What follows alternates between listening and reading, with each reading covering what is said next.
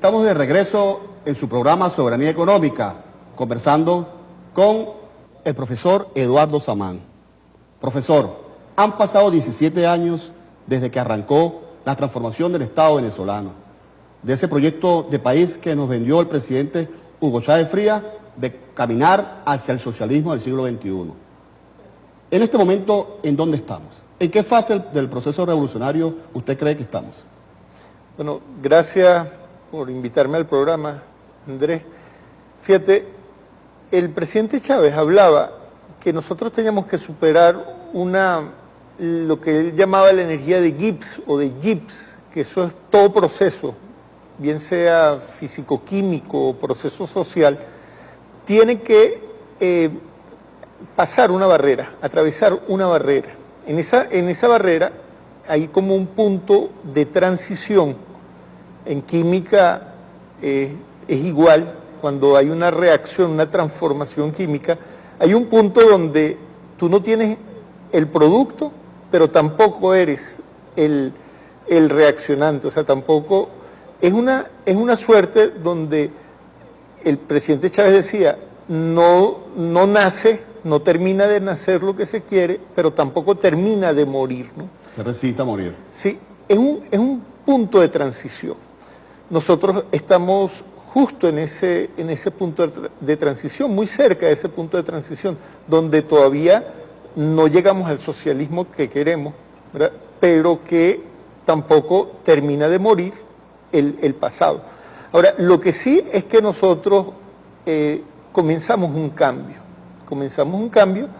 el cual no debemos darle marcha atrás, y en mi opinión es un cambio que no tiene marcha atrás. O sea, Venezuela cambió, sobre todo en los 2 últimos años, los 3 últimos años, nosotros hemos pasado por una situación de guerra, de agresión, donde se ha acelerado la maduración del pueblo. La gente ha madurado en cierto sentido, y valga la redundancia con el presidente Maduro, ¿no? Pero sí hemos pasado por un proceso, o sea, pasamos o estamos atravesando un proceso de necesidad que no lo habíamos experimentado durante los primeros años con el comandante Chávez. Es un proceso que ha hecho que ahora la gente piense de forma diferente. El país cambió, la gente cambió, hay un proceso que se inició, la derecha cree que ellos pueden volver a gobernar, es imposible, la derecha es imposible que pueda tomar la gobernabilidad sobre un pueblo que abrió los ojos, que vio otras cosas.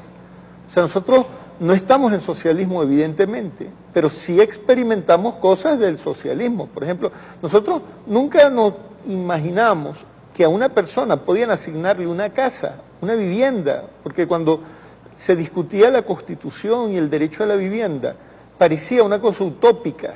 O sea, no leía la Constitución bolivariana y uno decía, bueno, pero esto está lleno de utopía. Pero fíjate, esa utopía en buena parte se ha cumplido, ¿no? Entonces, cuando ya la gente se da cuenta que yo tengo derecho a vivir de forma digna, ¿verdad? Ya es muy difícil que pueda volver a estar en la situación del pasado, ¿no? La situación del pasado donde había un capitalismo sobreexplotador, donde explotaba a la gente, casi ningún derecho, no había aumentos de salario. O sea, era una situación que difícilmente la derecha puede retomar. Entonces, ¿se ha desarrollado el socialismo en Venezuela en los últimos años? Hemos comenzado un proceso y hemos experimentado cosas, por ejemplo, el tema de las comunas. O sea, quizás en las grandes ciudades se refleje poco, pero en el interior del país, en las áreas rurales, el tema de la siembra, de la tenencia de la tierra. O sea, cuando un pobre aquí iba a tener en sus manos una carta agraria, iba a ser dueño de un pedacito de tierra o de una casa, nunca. Era el tema de los latifundios, los terratenientes, y el pobre en el campo es sinónimo de bracero, de esclavo prácticamente, ¿no? Entonces ya esa diferencia cualitativa se inició y ya la gente difícilmente, después de haber probado o haber disfrutado de esa libertad, o sea, de liberarse más bien, difícilmente va a aceptar que venga de nuevo un terrateniente, claro, y que se apodere de las tierras. ¿Y cómo se interpreta? Disculpe que me interrumpa. ¿Cómo usted interpreta esos avances que ha venido teniendo la derecha en la asunción del poder en Venezuela? Ha avanzado, se ha notado. Claro. El control de la Asamblea Nacional. Sí, claro.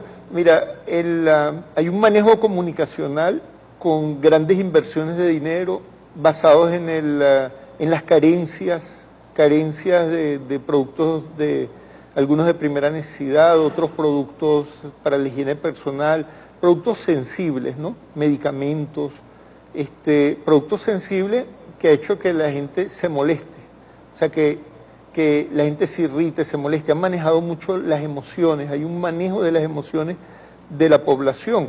Entonces, ellos han cosechado un saldo electoral, más no un saldo organizacional.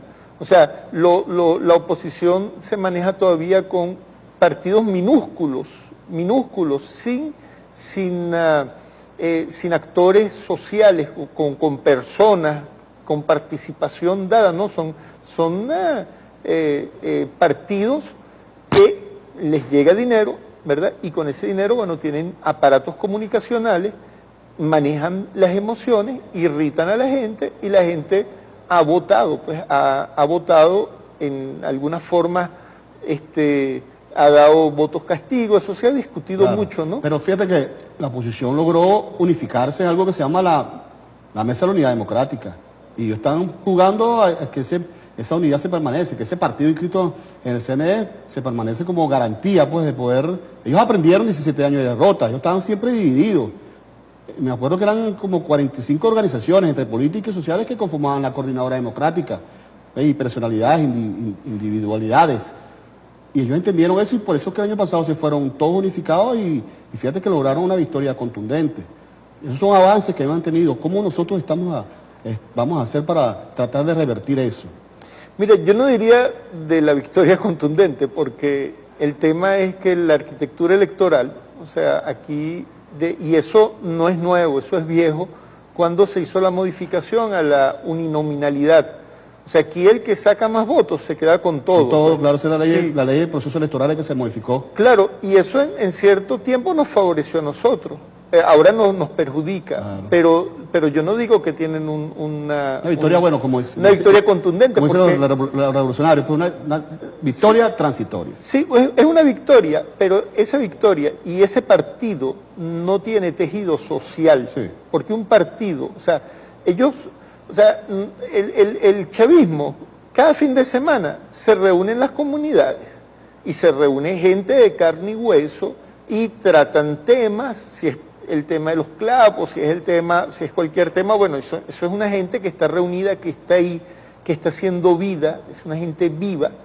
O sea, ellos carecen de eso. Pero actúan por las redes, ellos tienen algo, usted lo dijo hace rato, tienen los medios de comunicación, tienen el control de los medios nacionales e internacionales, pero al mismo tiempo tienen un control, prácticamente dominan las redes sociales. Claro, eso es un hecho virtual, o sea, eso es un mundo virtual que evidentemente tiene su incidencia sobre el mundo real, pero lo que es lo real, lo material, la gente de carne y hueso, la tenemos nosotros. Pobre, al final, va a su raíz, y al final lo piensa, o sea, la gente está pensando y la gente está reflexionando, o sea, la gente cuando termina de conocerlos, porque a veces, acuérdate que pasaron 17 años, claro.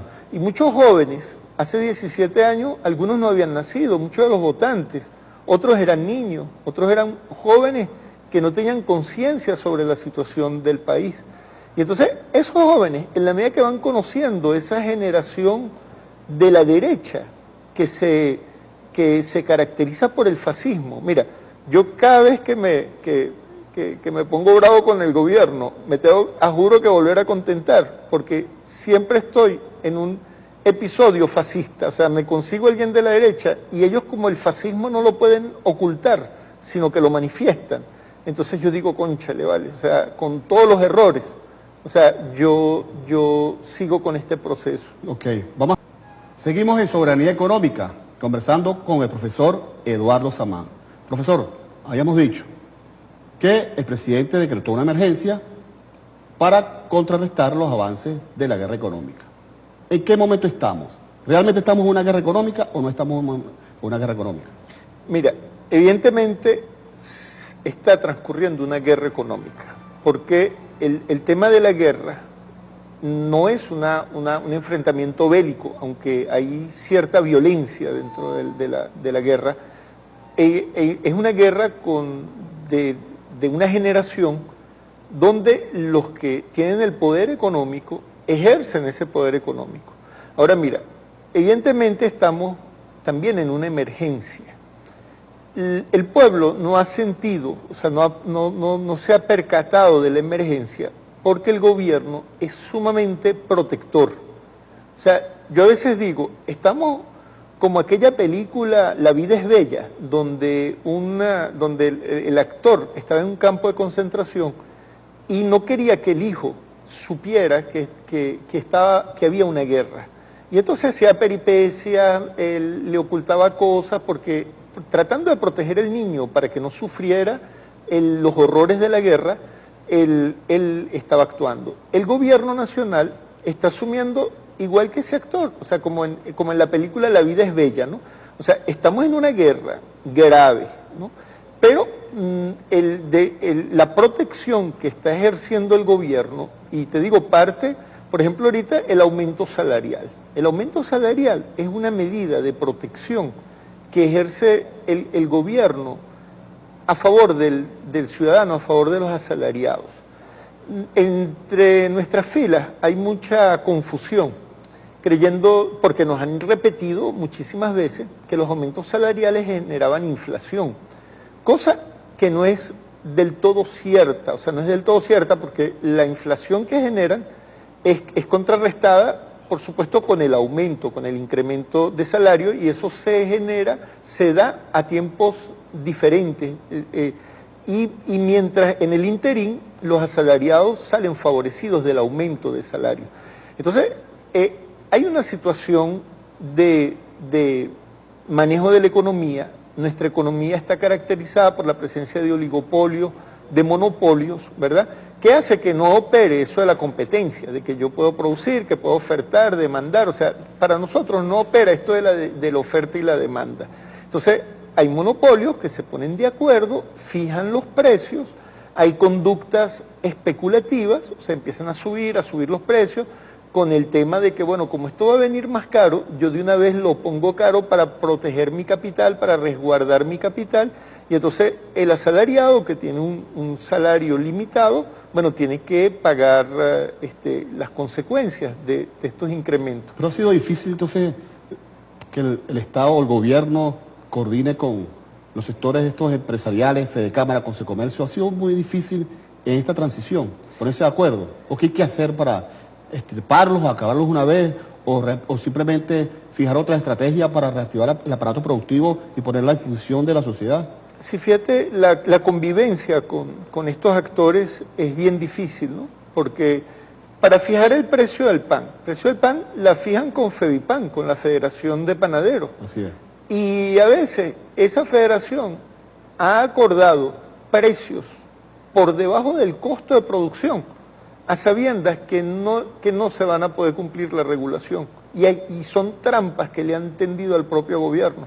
Entonces el gobierno fija un precio del pan, entonces resulta que es casi imposible llevarlo a cabo.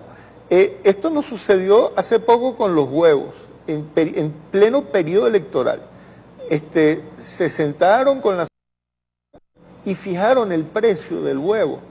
Fue un precio acordado con los productores, y fíjate, y fue acordado, y ellos aceptaron a sabiendas que estaba por debajo del precio. Y desaparecieron los huevos. Desaparecieron los huevos, nos hizo un gran daño nos hizo esa acción de regular los huevos en plena semana electoral, previa a las elecciones, y que bueno, que desaparecieron. Al desaparecer, bueno, hubo un reconocimiento por parte del gobierno, hubo que dar un subsidio a los productores para poder mantener el precio, que a la final no se pudo mantener. A la final igual cobraron el subsidio y especularon con los huevos. Sí, es interesante como lo plantea usted, ¿no? Porque es otra visión de ver las cosas, ¿no? Algunos lo ven distinto.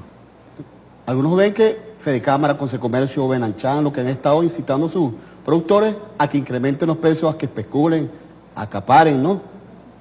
Que promueven los achaqueos para incrementar los precios. En este caso, fíjate, la estrategia no lo habíamos visto así. La estrategia es, bueno, nos sentamos a negociar con el gobierno, vamos a poner los precios, como tú estás estableciendo la ley de costo y precios justos. Sin embargo, eso tiene un fin, pues, que desaparezca todo el mercado y que incluso algunos productores que no estén afiliados a ellos no puedan producir y se genera esa escasez bestial que de una u otra forma incide al mismo tiempo en la inflación. Claro, hay una trampa y creo que el gobierno cayó en esa trampa y no es la primera vez que cae en una trampa de esa, ¿no? Y fíjate que eso generó una cola, una nueva cola, la cual nos ha hecho mucho daño, esa cola que se hace en las panaderías, debido a la distribución estratégica que tienen esos establecimientos en la ciudad y en el país. Claro. O sea, en cada barrio hay más de una panadería. La panadería es el sitio de reunión casi, ¿no? De encuentro, es un punto de encuentro donde la gente se va a tomar un cafecito y va a comprar una caja de cigarrillos, y es donde conversa, es donde llega en las mañanas.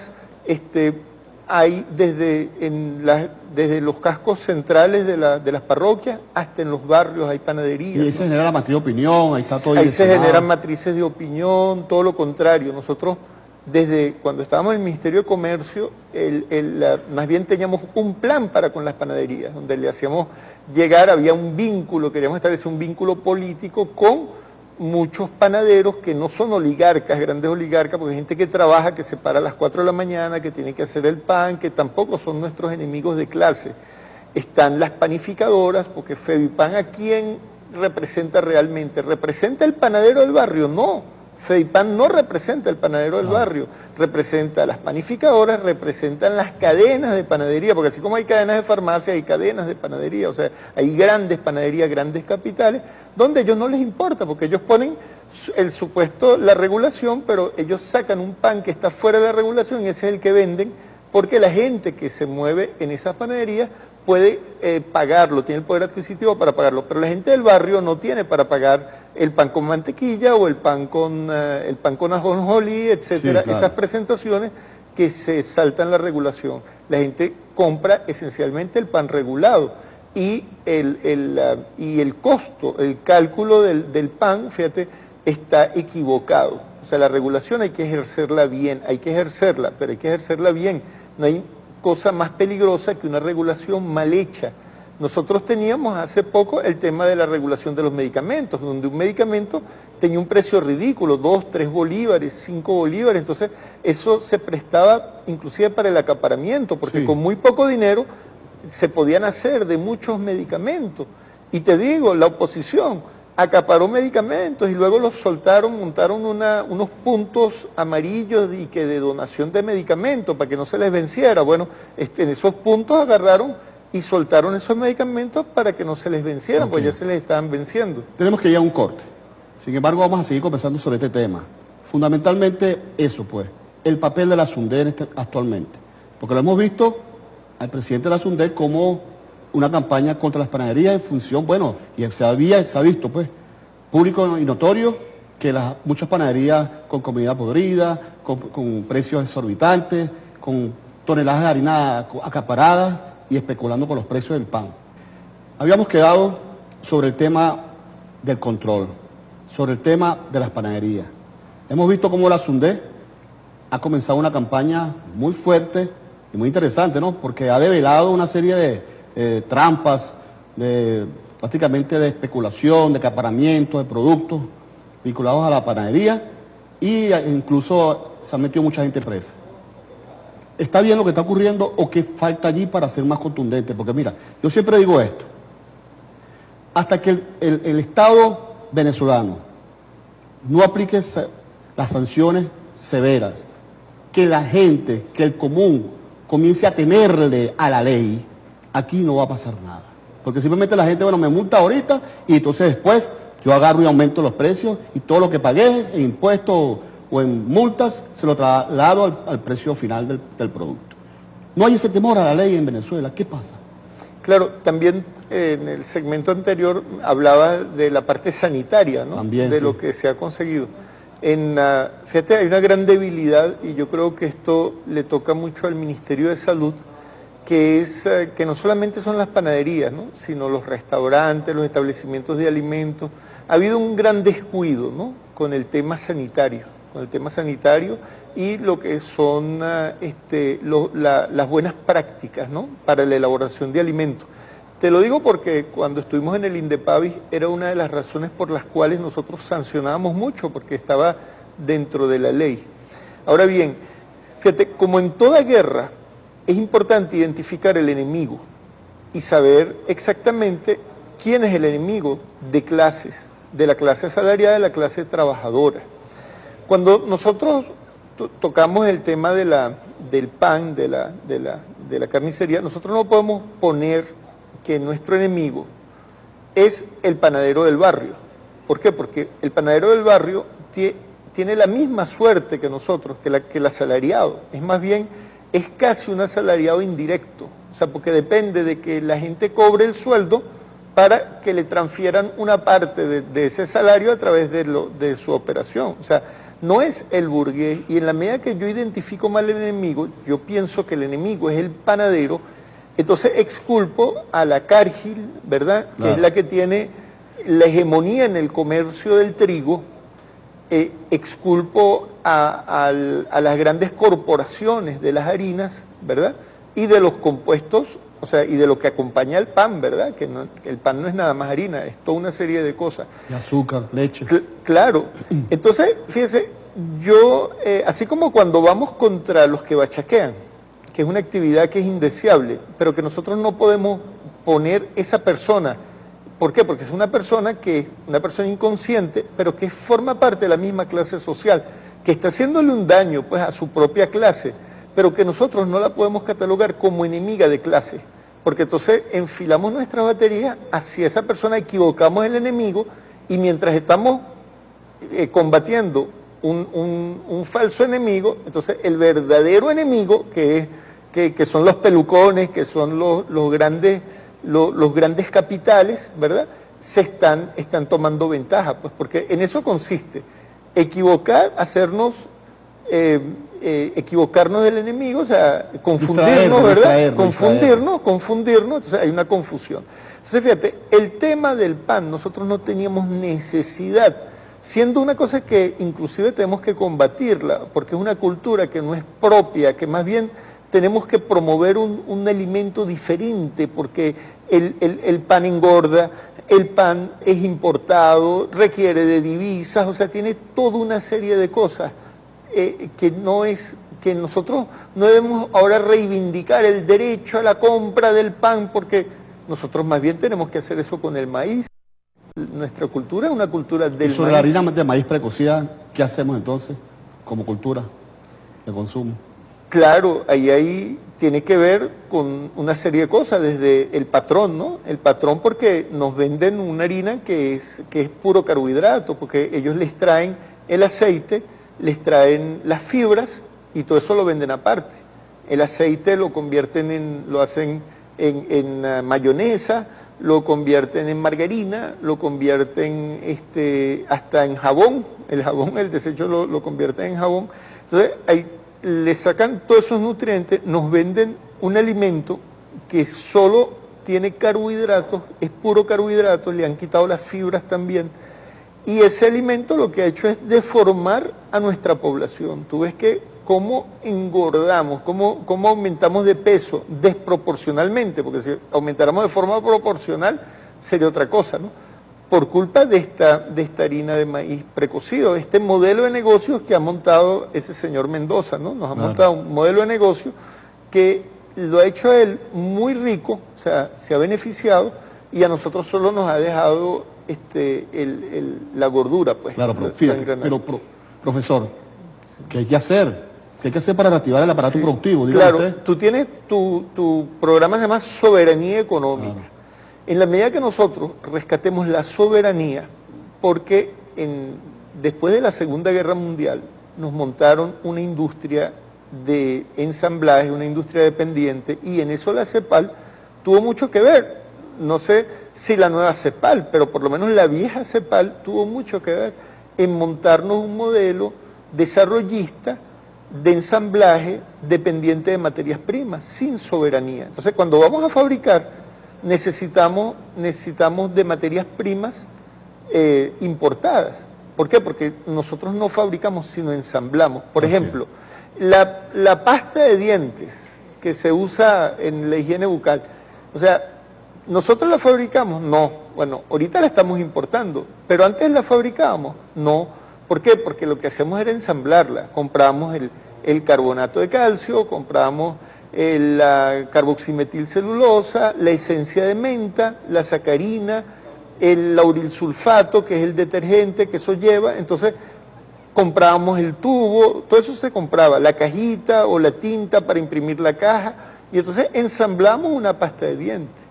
Entonces, resulta que ahora tú dices, bueno, la voy a ensamblar. Entonces, ensamblarla nos sale más caro en dólares que comprarla terminada, porque resulta que ahora esa pasta de dientes te la fabrican en Colombia con una mega tecnología, a una mega escala, que tú dices, bueno, ¿cómo yo compito, cómo yo puedo sacar una pasta de dientes a ese precio en dólares, ¿no? Porque si yo la quiero ensamblar, en dólares me sale más cara. Entonces, ¿cómo yo voy a tener mi pasta de dientes? Bueno, buscando mi carbonato de calcio en las minas, o sea, buscándolo, eso viene de la piedra caliza, de la roca caliza, buscándolo en la roca caliza, fabricando mi esencia de menta, o sea, cultivando la menta, haciendo la extracción de la esencia, o sea, yendo a la raíz de cada uno. Todo es un conjunto de empresas que hay que montar, ¿eh?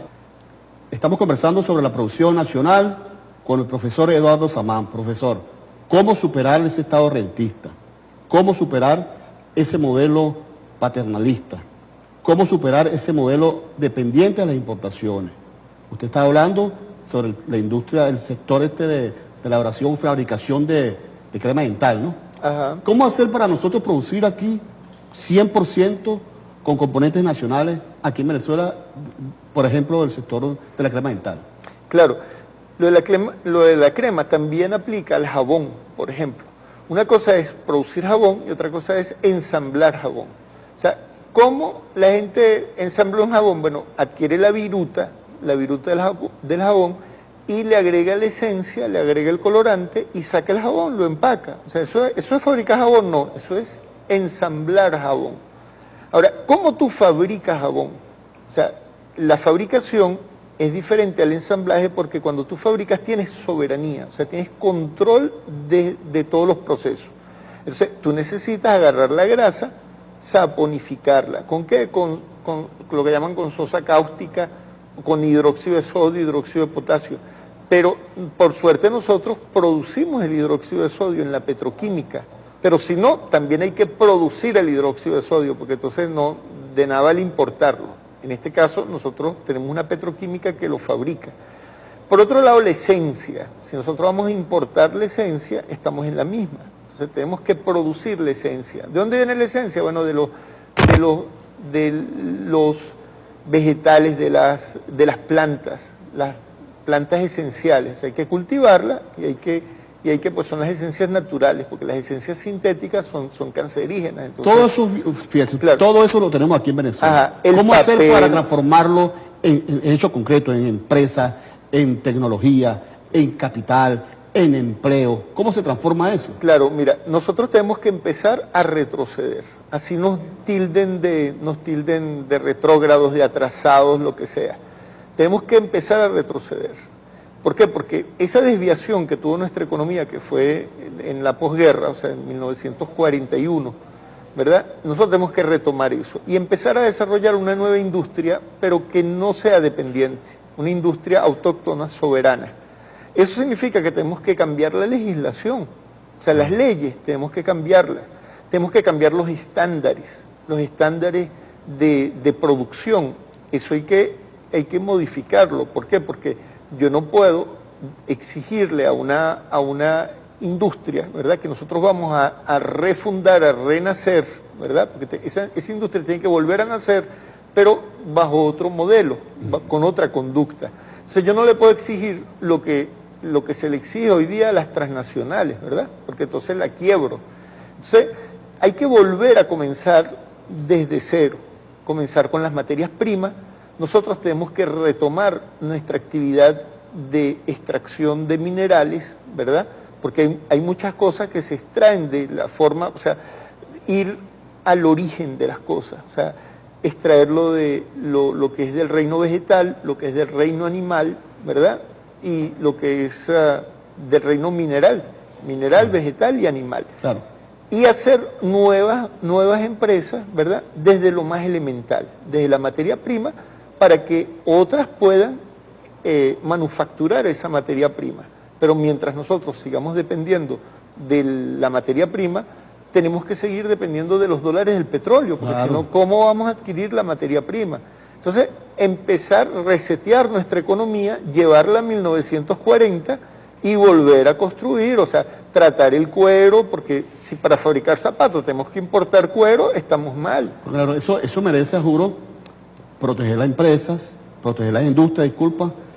Eso requiere fundamentalmente un plan nacional de emprendimiento. Eso hay que buscar a las personas que estén dispuestas a enrumbar esas empresas, incluso invertir su capital, o todo lo va a poner el Estado.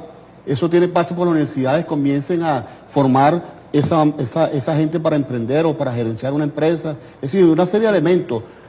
Los 15 motores que se están empujando, ¿tienen algo que ver con lo que usted está planteando o todavía seguimos por el camino que no es? Mira, tienen que ver porque esos motores, ¿verdad?, trazan las líneas gruesas.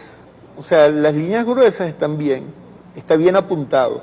Lo que no está es desarrolladas esas líneas. O sea, las líneas están enumeradas, son correctas, pero después cada una de esas líneas se tiene que desarrollar y se tiene que hilvanar más fino. Claro.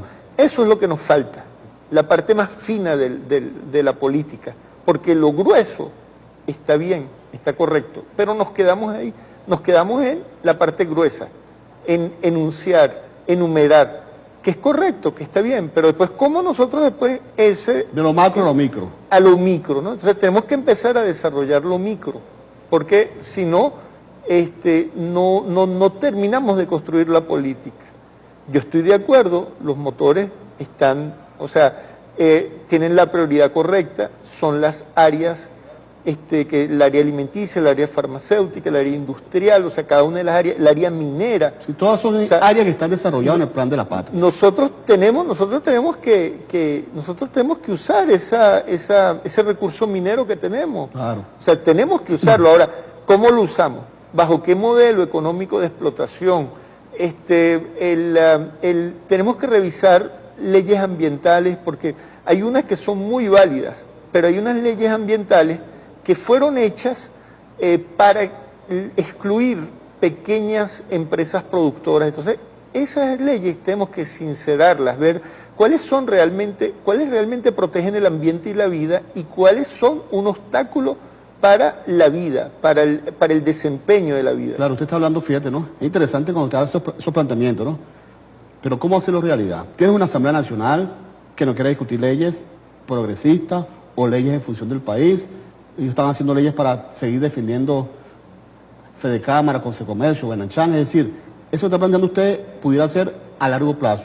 Como los 15 motores también es algo a largo plazo. Para ir terminando el programa, ¿qué tenemos que hacer en el corto plazo? Que la gente sigue presionando, más allá del aumento salarial que hizo el presidente Nicolás Maduro, pero siguen escasez de productos, siguen algunas colas por allí. ¿Qué hay que hacer? Sí, mira, rapidito respecto a la Asamblea. O sea, hasta ahora la Asamblea lo que ha hecho acciones para tomar el poder, para tomar el gobierno, ¿no? Casi toda la legislación es con mira a sacar al presidente Maduro. Eso se han dedicado. Bueno, ellos van a tener que cambiar, porque si no la gente ya no se va a calar el año que viene con una Asamblea que esté empeñada en sacar al presidente Maduro y que no esté legislando para lo que la gente necesita. Esa Asamblea tiene que cambiar y tiene que empezar a legislar para lo que la gente necesita realmente. Okay. La gente está aprendiendo. Nosotros necesitamos que el gobierno sea un poco más arriesgado, por ejemplo como Chávez, que se lanzaba misiones como la misión Vuelvancara, que eran megamovilizaciones hacia lo económico. Nosotros tenemos que reeditar esa misión Vuelvancaras de Chávez, tenemos que volcar la gente de forma masiva a la siembra, a la actividad minera, a la actividad productiva. O sea, necesitamos una misión productiva, tipo Vuelvancaras, como la de Chávez, que después se convirtió en la misión Che Guevara, pero que en sus inicios pensamos que con la misión, y la misión prometía pues el cambio del modelo económico. Eso es necesario, y es necesario comenzarlo lo antes posible. ¿Y la Unión Cívico-Militar está bien planteado para cerrar? Claro, nosotros requerimos de ese apoyo militar. El pueblo es uno solo. Esa diferencia entre civiles y militares la fabricó la Cuarta República, pero es un solo pueblo que necesita de su Fuerza Armada, y la Fuerza Armada necesita del pueblo para ir adelante. Nosotros tenemos que tener mucho cuidado de no caer en la trampa pues de la Cuarta República, donde ellos querían separarnos, ¿no? Hacer que nos viéramos diferentes. Sí. La Fuerza Armada tiene su rol. El tema de la corrupción existe en el ámbito civil como en el ámbito militar. Es un tema que es una enfermedad que hay que tratar simplemente, pero que nosotros tenemos que romper eso, porque ahí tratan de generalizar, la oposición trata de generalizar cuando se refiere a las Fuerzas Armadas, y ofenden, no solo ofenden a los militares, sino ofenden a los civiles, porque de alguna manera yo me siento orgulloso de mi Fuerza Armada. Ok. Bueno, muchas gracias, profesor, por haber participado en este programa. Bueno, gracias. Espero volver a tenerlo por acá. Nosotros nos despedimos y los esperamos para la próxima semana, aquí en ANTV, Señal del Pueblo Legislador.